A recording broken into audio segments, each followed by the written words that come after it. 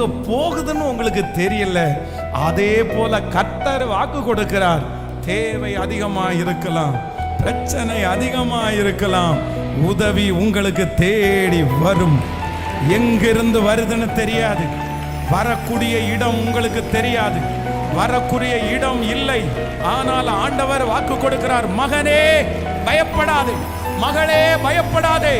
காற்று வருகிற இடம், கர்த்தருடைய பண்டக சாலையிலிருந்து அந்த காற்று புறப்பட்டு வருகிறது போல கர்த்தர் சொல்லுகிறார், உங்களுக்கும் எனக்கும் உதவி தேடி வரும். நம்புறோம் நம்புறோம் நம்புறோம். சொல்லுங்க, முழு பலத்தோட, முழு பலத்தோட, முழு விசுவாசத்தோட சொல்லுங்க, நான் நம்புறேன்.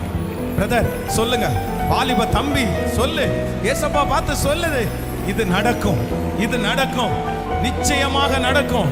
உன் வாழ்க்கையில் இந்த காரியத்தை கர்த்தர் செய்ய போறாரு, செய்ய போறாரு. எங்கிருந்து அது வந்துச்சுன்னு சொல்ல தெரியாது.